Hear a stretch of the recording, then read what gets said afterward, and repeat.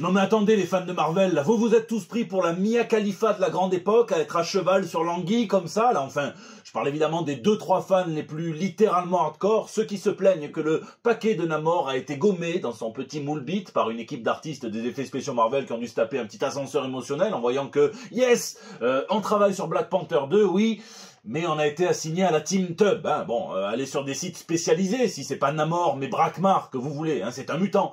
C'est pas Manuel Ferrara. Hein. Là, ils sont à 2 doigts de lancer la campagne Release de Kraken Cut, où on ressortirait le film, hein, sauf qu'on doit avoir l'impression qu'il y a une bouteille d'oxygène dans le maillot de Namor. Hein. Au moins, les fans de DC, eux, hein, ceux qui voulaient longue, volumineuse et un petit peu carré, c'était la Snyder Cut. Il me tarde qu'il lance le hashtag ImperiusSex, hein, alors que le seul truc de vraiment intéressant, je trouve, c'est de savoir si Namor a des branchies sur son petit Magikarp, hein, mais je m'égare un petit peu. Hein. Ici, votre fidèle commis des comics, vous êtes dans l'émission qui fait le tour de l'actu de l'industrie du comic book et de tous ses dérivés, c'est le 374e JT Comics, et quelle occasion manquée pour Marvel qui sort cette couverture variante de Spider-Man avec Eminem en mode battle. Hein. Ils auraient dû faire monter sur scène l'autre Spider-Man qu'on peut apercevoir dans le public et appeler la couverture 8 Miles Morales. Eh ben oui Marvel, hein. Si vous avez besoin de quelqu'un pour la com, vous m'appelez, you call me, you call the commie, mais pas avant un bon quart d'heure, le temps qu'on passe en revue les news de la semaine.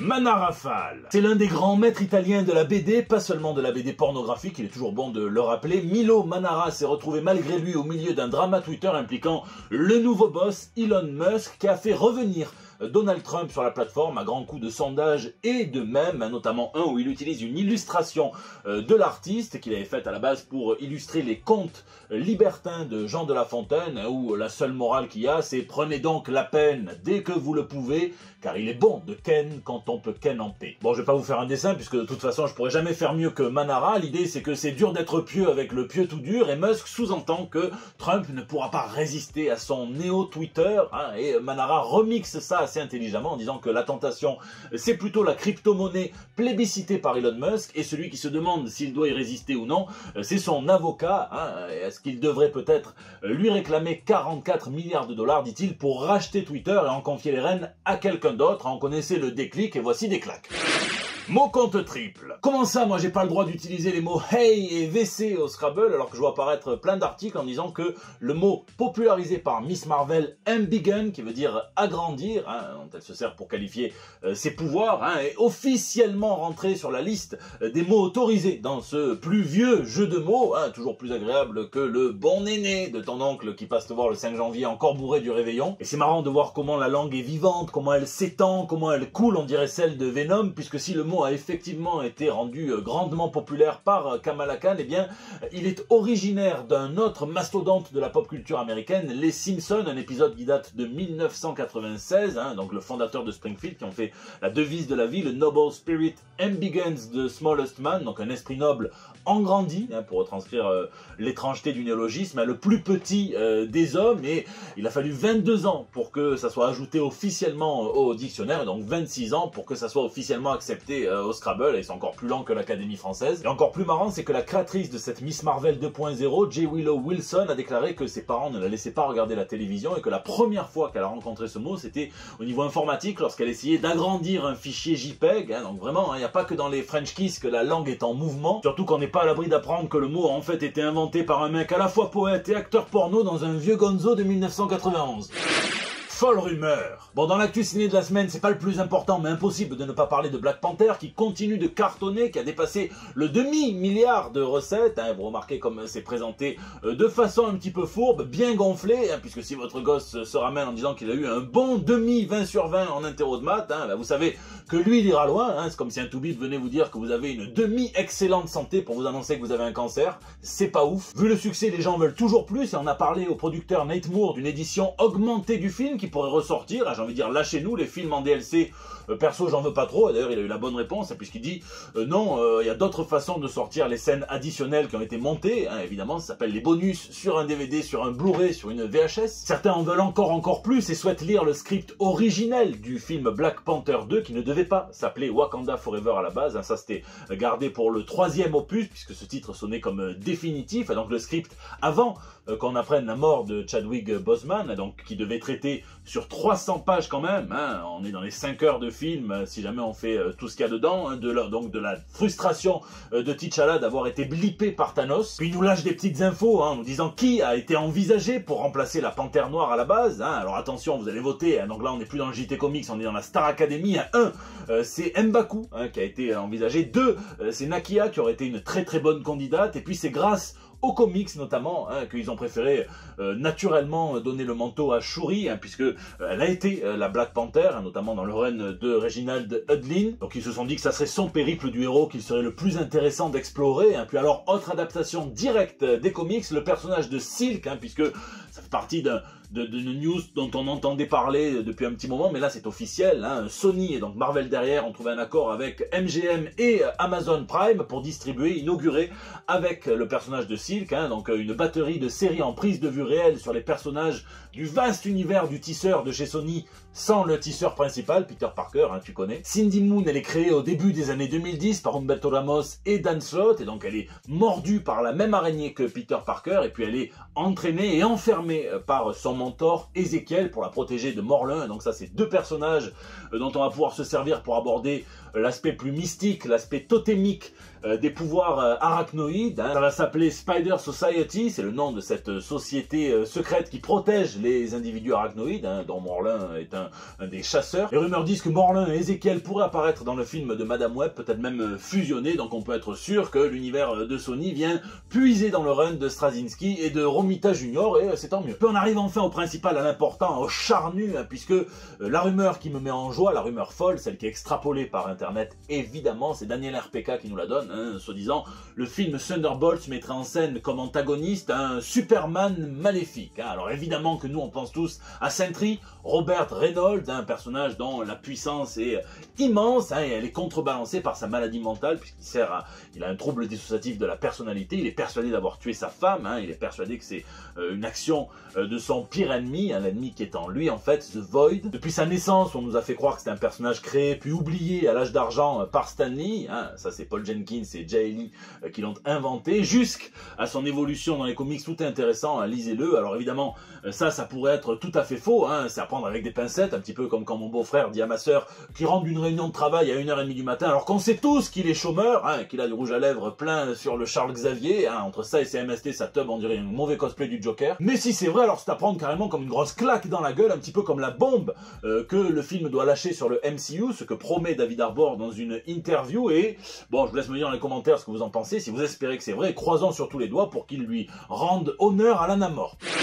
Nouvelle aube. Et puis dans le reste de l'actualité comics, qui est quand même le matériau source de toutes les adaptations qui en sont dérivées, eh bien sachez que le créateur de Kingsman, de Kick-Ass, le scénariste de la Civil War de chez Marvel, Mark Millar, qui n'a pu jouer qu'avec vraiment un seul personnage de l'univers d'ici, un Superman, hein, notamment dans Red Son, où il réinventait Kal-El s'il était tombé de l'autre côté du rideau de fer, en Union soviétique, eh bien il déclare avoir un gros projet qu'il adorerait faire chez DC Comics pour Superman, qui lui prendrait quelques mois. Il voudrait le faire en plus avec du gros talent, hein, Olivier Coipel ou Pepe Larraz, hein, qui me régale moi sur l'univers des X-Men.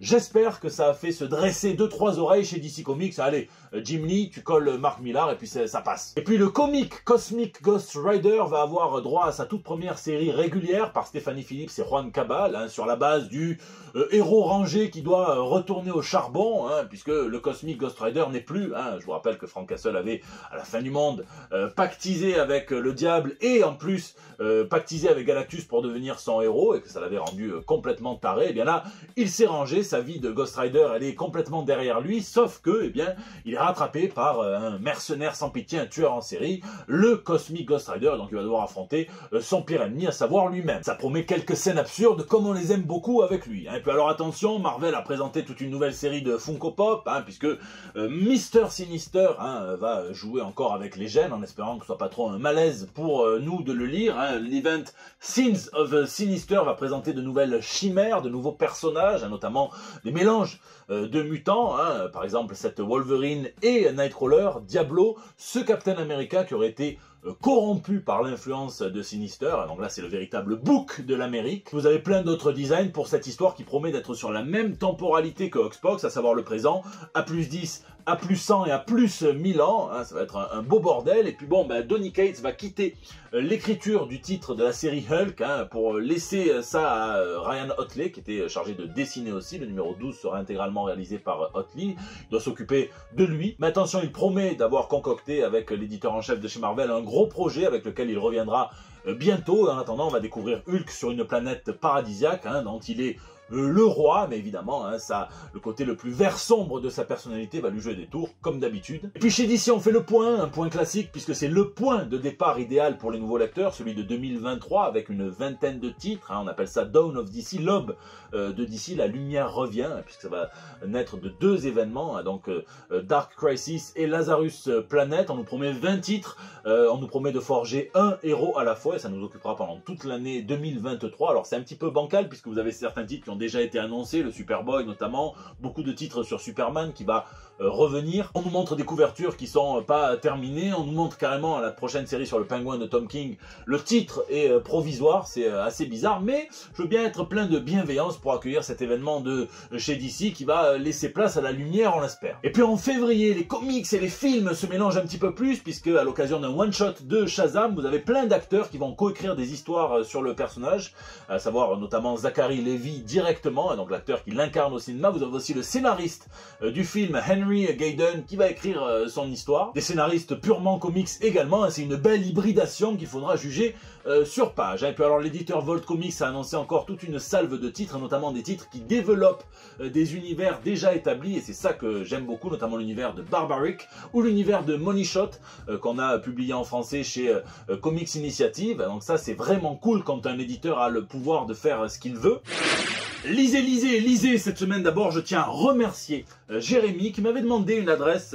J'avais pas compris pourquoi au début, et puis ça fait plusieurs fois qu'il m'envoie carrément des colis de survie. Alors là, s'il y a l'apocalypse, mes amis, là, je peux vraiment tenir le coup. Alors des très bons comics en plus, c'est vraiment un grand malade, hein, du Batman Dread, Bisley, Wagner et compagnie, du Dan Jurgens avec Monsieur Kevin Nolan, du Savage Dragon, du Umbrella Academy, enfin des bons comics des années 90. Merci beaucoup Jérémy, désolé de ne pas t'avoir répondu en commentaire, mais je voulais d'abord te remercier directement en vidéo, donc voilà, hein, maintenant je vais te répondre. Merci également pour tous vos messages reçus à l'occasion de la sortie la semaine dernière du tome 2 de We Live, l'ère des Palladions, par les frères Miranda, que j'ai eu le bonheur de traduire pour 404 Comics sous la direction de Nicolas Beaujean. Un tome 2 qui vient poursuivre les aventures de Tala et Ototo après la fin du tome 1, qui n'était déjà pas ce à quoi on pouvait s'attendre. Alors là, le tome 2, c'est une vraie tempête, donc n'hésitez pas si vous voulez qu'on en parle, hein, que ça vous ait décontenancé, plu ou pas, dans les commentaires. Moi, ça me fait toujours plaisir, hein. J'aime beaucoup la qualité d'édition de chez 404 Comics, ça c'est indéniable. Vous avez Zombie World derrière aussi, du Mignola. Puis j'ai lu également le crossover Devil's Reign de Daredevil, donc qui a contaminé tout le reste de l'univers Marvel, puisque les héros sont interdits à New York par le maire Wilson Fisk, hein, c'est assez ironique, mais ça fait penser un petit peu à la Civil War. J'aime beaucoup ce que fait Zdarsky sur Daredevil, mais surtout quand il est en solo. Là, j'avoue que bon... oui, effectivement, hein, on m'a donné peut-être l'illusion qu'il réinventait quelque chose, mais là, j'ai quand même eu l'impression de relire quelque chose que j'avais peut-être un petit peu déjà lu et en moins bien, ce que j'ai préféré dans la Civil War. J'aurais bien aimé qu'en fait l'aspect politique du truc soit un petit peu plus développé. Hein. Les Winstrom, ces personnages, moi, ils me font kiffer. Et bon, ben là, je trouve qu'ils n'ont pas été exploités à 100%. Il y avait moyen de faire quelque chose d'un petit peu plus sale. Du Ennis sur le Punisher Max, voilà. Filer les clés à Ennis et basta. On verra ce qu'ils vont faire avec la nouvelle série Daredevil, qui signe un petit peu plus un retour aux sources, hein, et on va se retaper contre des ninjas. N'hésitez pas à me dire en tout cas ce que vous lisez ou geekez dans les commentaires, puisque c'est la fin de ce JT Comics. Merci d'être toujours aussi nombreux à le suivre, à laisser vos pouces bleus, à partager sur les réseaux sociaux, à tweeter, à retweeter, à m'incorporer dans vos stories Instagram. Hein, n'hésitez pas à laisser d'ailleurs vos commentaires sur YouTube, où j'essaye de lire chacun d'entre vous, et puis surtout de répondre au maximum d'entre vous également. Hein, n'hésitez pas à réagir sur les réseaux sociaux, vous me laissez vos petits messages pour El Bando del Pueblo, ça c'est tous les mardis. Hein, je vous fais des gros bisous et je vous donne rendez-vous la semaine prochaine pour des nouvelles toutes fraîches. Dans les comics, le jeune Matt Murdock perd la vue après avoir été aspergé d'un produit chimique augmentant tous ses autres sens alors qu'il sauvait un aveugle sur la route. Dans la vie, Marseille, il devient aveugle après une visite de routine chez son ophtalmo qui confond 2 dossiers patients. Bon,